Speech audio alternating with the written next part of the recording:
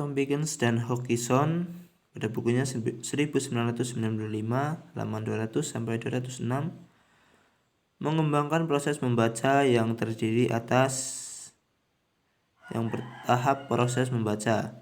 Yang pertama, prabaca, membaca, menggali teks, merespon, dan memperluas interpretasi.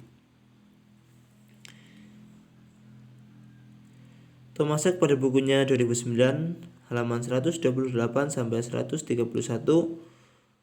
untuk membentuk pemahaman kritis, rangkaian pembelajaran diorganisasikan dalam 6 tingkatan aktivitas, yakni yang pertama identifikasi masalah atau isu, yang kedua membuat koneksi, yang ketiga menginterpretasi bukti, keempat menantang asumsi, kelima membuat aplikasi, yang keenam mengambil studi pandangan yang berbeda. Halaman berikutnya membahas tentang teknik membaca kritis.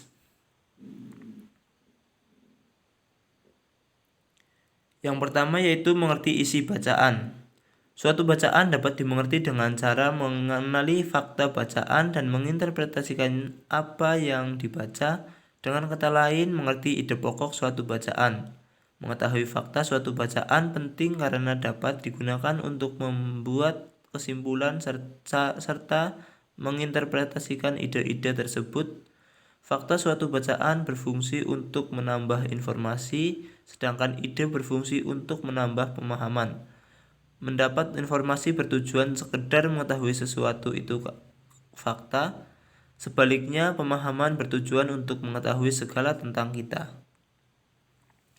Yang kedua adalah menguji sumber penulis. Kebenaran dari penulis harus dicari tahu kebenarannya.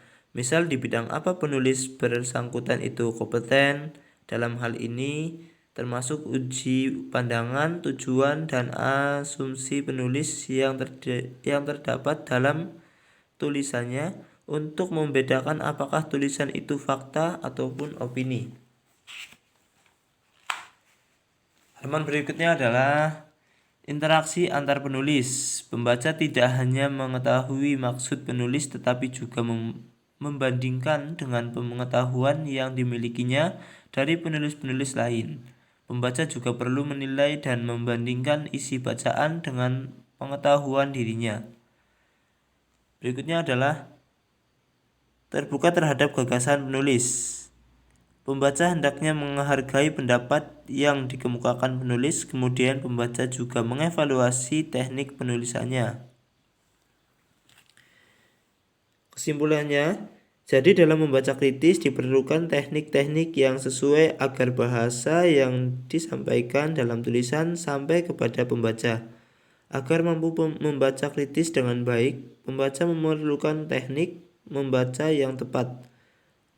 Dalam buku Nur Hadi dalam bukunya 1987 halaman sampai 123 menjelaskan bahwa dalam memperlancar proses membaca, seseorang pembaca harus memiliki modal yaitu pengetahuan dan pengalaman, kemampuan berbahasa, dan pengetahuan tentang teknik membaca.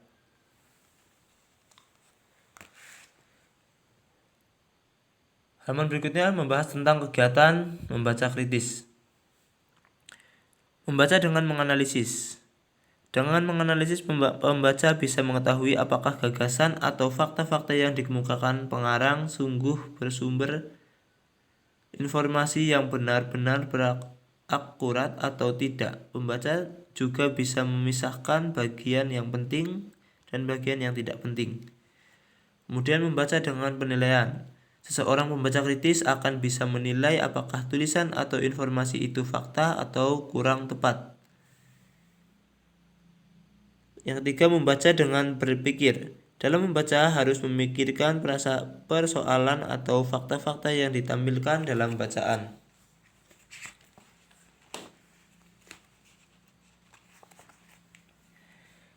Halaman terakhir membahas tentang tujuan membaca kritis.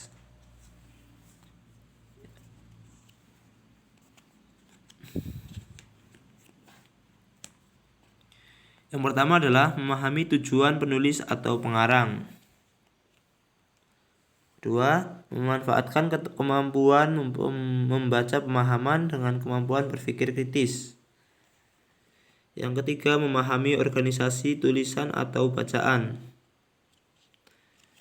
Yang terakhir adalah memberikan penilaian terhadap penyajian penulis atau pengarang serta menerapkan prinsip-prinsip kritis terhadap bacaan.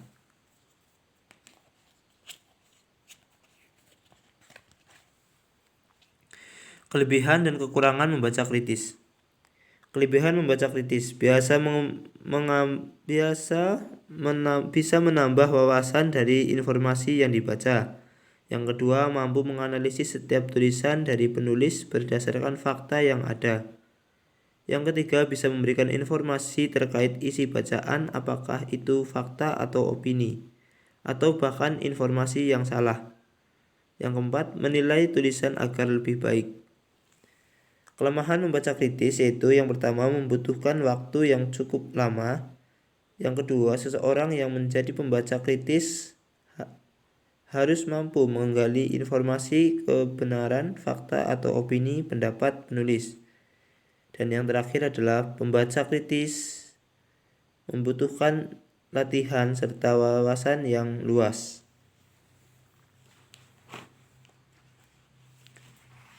Demikian review dan penjelasan saya mengenai membaca kritis.